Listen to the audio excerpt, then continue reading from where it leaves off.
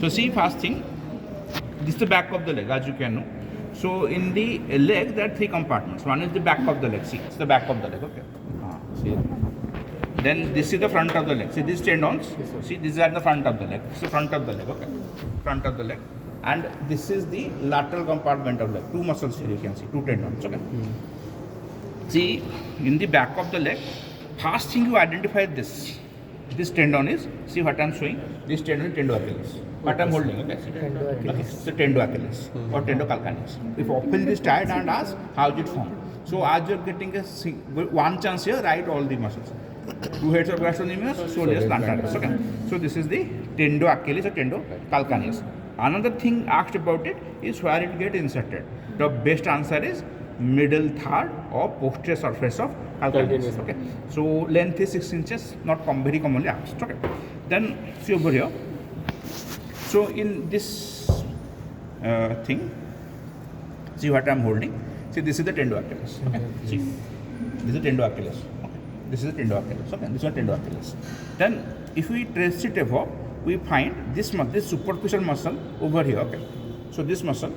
See this muscle that I am showing over here. This is the gastrocnemius. The superficial muscle over here is the gastrocnemius. So it's a gastrocnemius, and deep to that is the soleus. So you can see that clearly here. See over here, two things are cut already. See this thing what I am holding now is the gastrocnemius. Okay, so this is the gastrocnemius what I am holding with my thumb and adjacent finger. Okay. And this muscle deep to the gastrocnemius, this muscle is soleus. See, this muscle is soleus. Thick part is soleus, the thin part is gastrocnemius. And above you can identify the two heads of gastrocnemius. See, the two heads you can find. One, head number 1, head number 2. So towards great toe, this is medial head. Okay, of gastrocnemius, and this is lateral gastrocnemius. Everyone saw, see, this is the lateral head of gastrocnemius. Okay, lateral head of gastrocnemius, medial head of gastrocnemius. Lateral head of gastrocnemius, medial head of gastrocnemius, and below that, what you find, see, this is the upper part of the muscle soleus that I am holding. This is the muscle soleus. Okay, and if you trace the lower part, this is tendoachilles. Here you get these two are the two heads of gastrocnemius. Okay, and this thick muscle is soleus. Okay, now apart from that, what else you get here? See,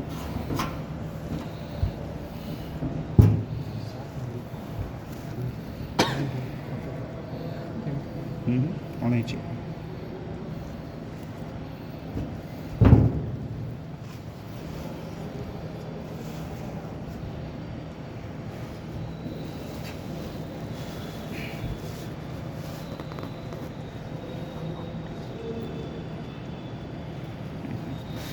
Plantaris.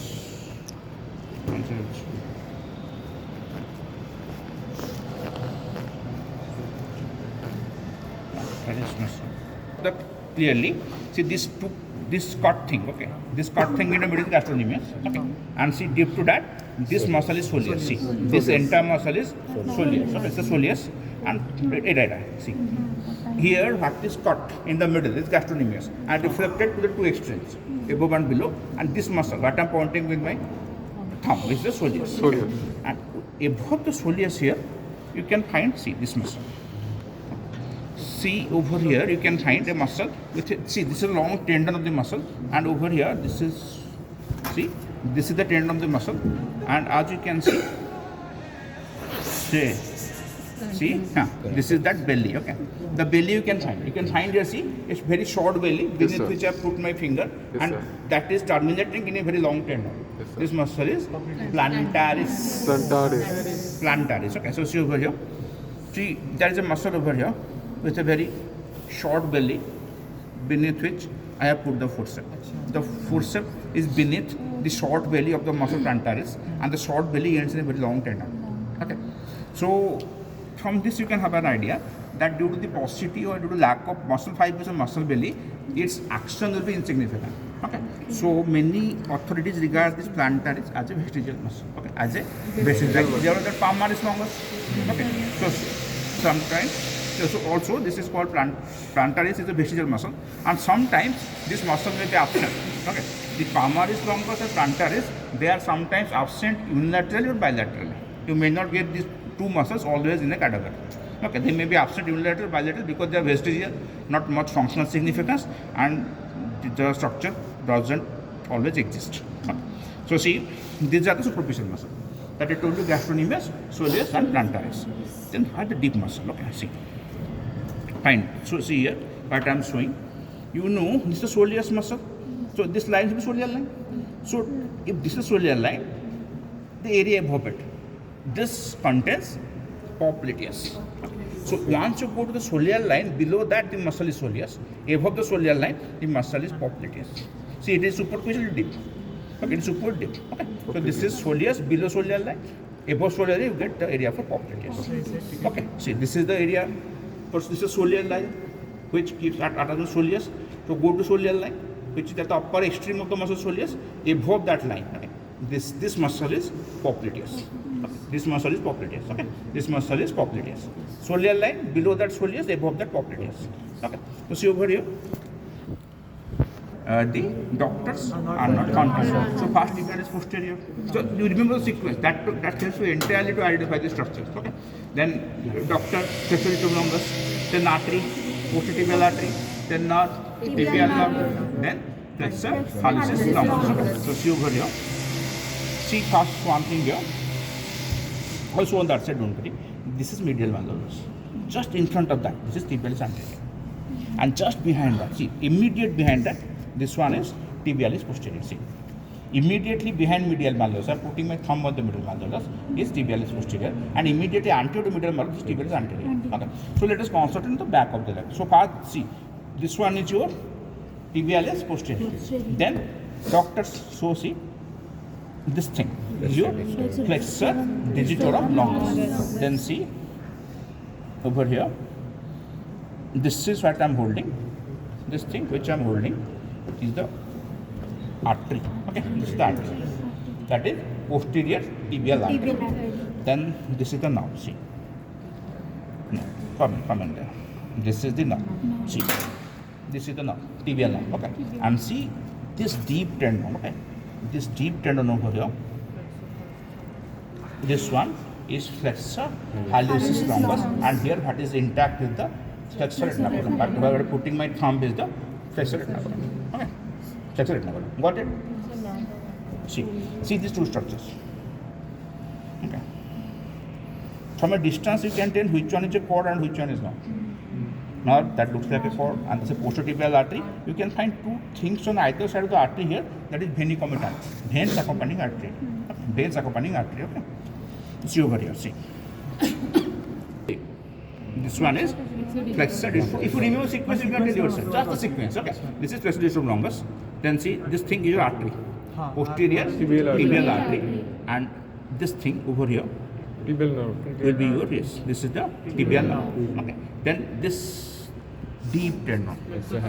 This one is flexor hallucis longus. Deep. Okay. So I think everyone can see. What is the fighter structure? Which one? So this fighter structure. This is the tendon of the muscle. So see what is this? This is your tibialis posterior. Yes, Okay. sir. Can you mark that? Okay. Yes. Oh, Okay. And this one is your next one is your digitorum. Okay. Then the artery nerve. Then this one is this deep tendon is hallucis. Okay. This deep tendon hallucis. Okay. Now, what they ask over here, if they can tie the facet nerve. Okay. And ask the attachment or structure passing. Structure passing below it to know. See the attachment. If you just mark this area, you can tell what is the attachment. See this is the flexor retinaculum. Okay. Where I put my finger, flexor retinaculum. Okay.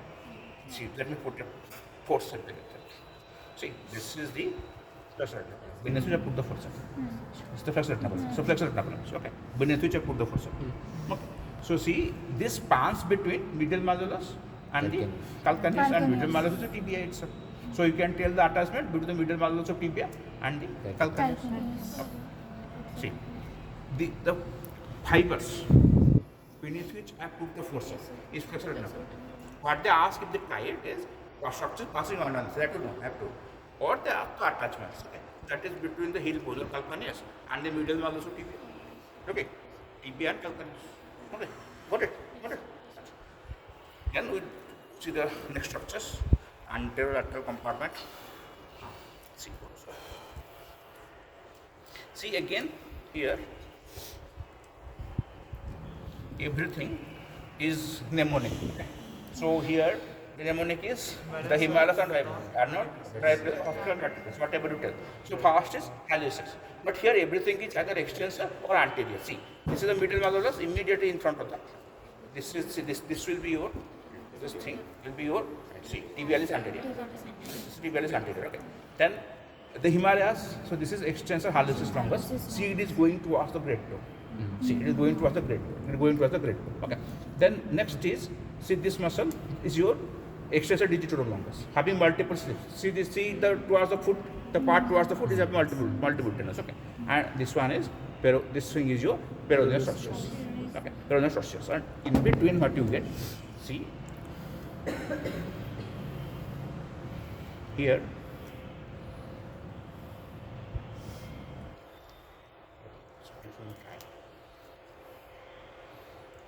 See over here, you can find two things. See this all like structure. What I put over which I put my finger now.